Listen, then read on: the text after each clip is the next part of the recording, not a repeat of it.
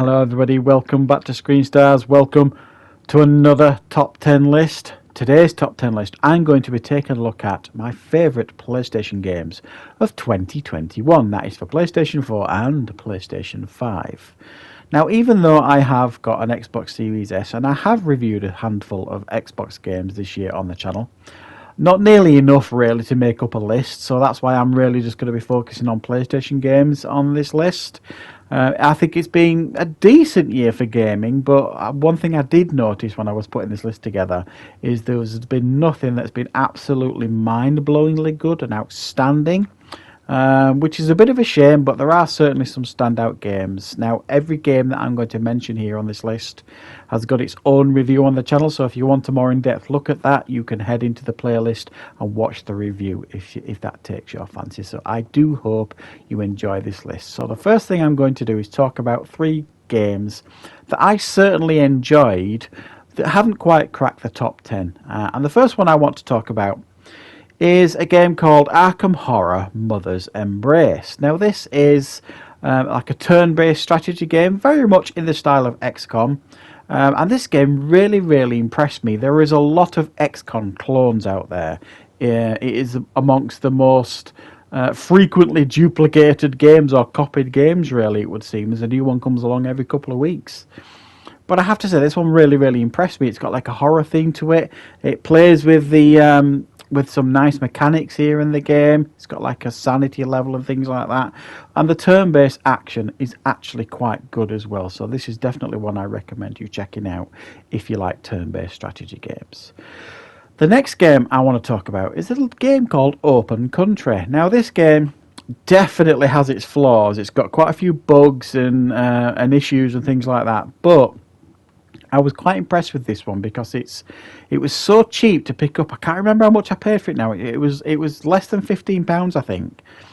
And essentially you are like this, it's like a hunting survival game where you'll go out and build shelters and hunt down these creatures and do tasks for the locals and things like that.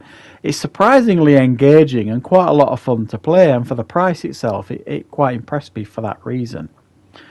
And the last game that didn't quite make the list I want to talk about is Sherlock Holmes Chapter 1. I've only just reviewed this game just last week, I think it was. Big fan of the Sherlock Holmes games. I've played them all on the PlayStation, and I like detective games. And this one from Frogwares is another Sherlock Holmes that delivers. Certainly in regards to the detective side of it, it does take a couple of missteps in regards to the open world design and the combat. So coming in at number 10 on my list is King's Bounty 2. An old school type RPG that has you basically wandering around an open world doing tasks, very much like an old school RPG. And then when it comes to the combat, it's more like turn-based strategy, a little bit like XCOM. It's actually a really fun and involved game, this one. It's massive as well. There's an awful lot to do here in it, and I really enjoyed my time playing this one. Coming in at number 9, another recent release is Chorus. Now, I like space shooters, I like space simulation games. As you know, I even did a list just a couple of months ago on my favourite ones on the PlayStation, and this one is actually very high quality. You play like a space pilot that used to basically fly for the bad guys. You've given up, you've turned over a new leaf, you've now joined the resistance, and you're trying to put your past behind you and right the wrongs that you have done.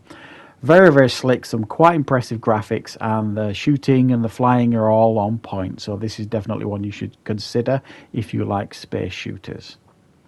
Coming in at number 8 on the list is Evil Genius 2. I love these sort of management sims. I really do like this approach to doing management sims. It's very humorous. It's got a Despicable Me vibe to it, like and a 60s James Bond feel and vibe to it.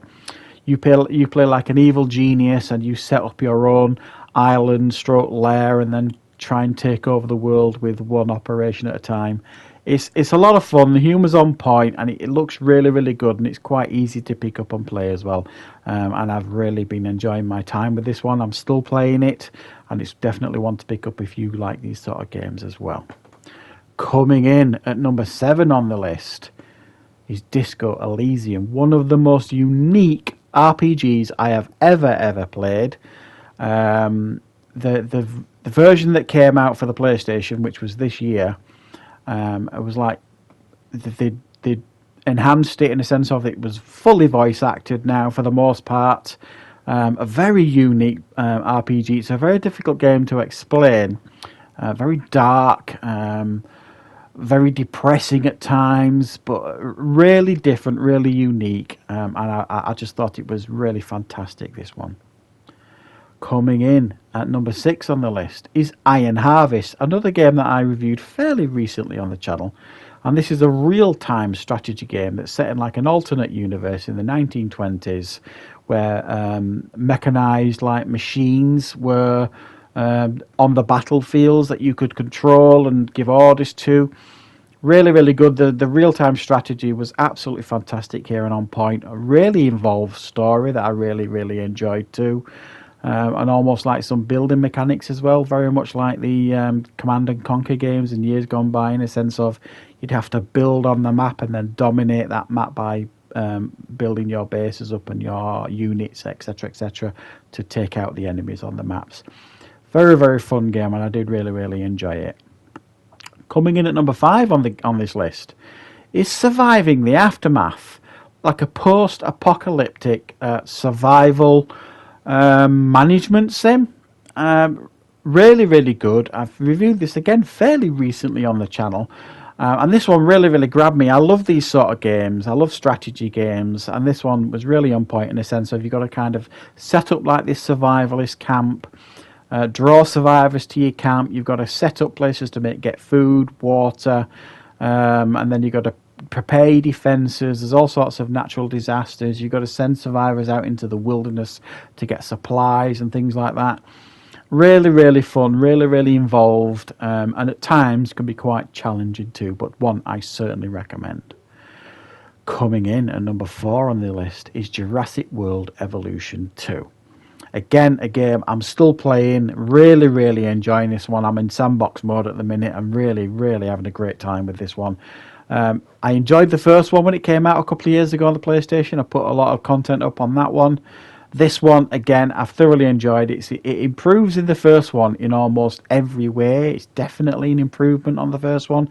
Looks fantastic. If you're a fan of Jurassic Park, if you're a fan of like management sims, park management sims, this one will be for you, definitely. There's all the modes I've found some enjoyment in, which is unusual for me in these type of games. Sometimes I'll just kind of stick to the campaign and maybe a sandbox mode, but every mode that it gives you in this game has got some merit and some enjoyment factor with it, so one I strongly recommend. Coming in at number 3 is Subnautica Below Zero. What can I say about Subnautica? I mean, the first Subnautica is probably my favourite survival game of all time. Just blew my mind, that game, and I can't tell you how many hours I've put into it. The second one, for me, is almost as good as the first one. I think it feels like a lighter version of the first one, if that makes sense. Those of you that play it will know what I mean. But it is still a fantastic game. It captures the magic of the first game really well. And again, it's a game that I have sunk many hours into this year. And definitely a game you will want to pick up and enjoy yourself if you like certainly these sort of games. And if you enjoyed the first one. Right then, coming in at number 2 on the list is Guardians of the Galaxy. Wow, just a fantastic, simple, single-player game. Everyone expected this one to suck really badly, and it was completely the opposite. A very honest, single-player game, no microtransactions, well-written, a good story, brilliant voice acting, looks beautiful. And I really enjoyed it. I flew through the campaign. I've played it twice and I've completed it twice. Really fantastic game. And if you are fans of single player experience games, honestly, you'll love this one. Great story, and I really enjoyed the gameplay and the combat as well. I thought it was really cool and inventive. But coming in at number 1 for me, we're going back old school here. It's Mass Effect Legendary Edition. This is the pack that contains all the Mass Effect games, Mass Effect 1, 2, and 3. All remastered to a superb standard. I have played each one of them. I've reviewed each one of them on the channel. And it's probably the games that I've put the most time into this year. I'm such a lover of this franchise. I even liked Andromeda. I don't care what anyone says. I enjoyed Andromeda. I think it's a really fantastic Mass Effect game. But I've so enjoyed revisiting the Mass Effect series this year. It's been absolutely brilliant, and I can't wait to... I'm probably going to play them again next year. It's one of those franchises that I revisit so regular because they're absolutely timeless classics. And if you haven't picked up... If you've never played the Mass Effect games before and you're wondering what all the fuss is about, now's the time to pick up Mass Effect Legendary Edition. It's probably in sales. You'll probably be able to pick it up for about £30, maybe even less in a sale, and it is an absolute steal for the amount of fun and enjoyment you will get from these games. So thank you guys for watching. I hope you like my list. Let me know in the comments if there's any games that you enjoyed that didn't make my list. And of course, I look forward to next year with another fantastic year for gaming. Certainly, fingers crossed anyway.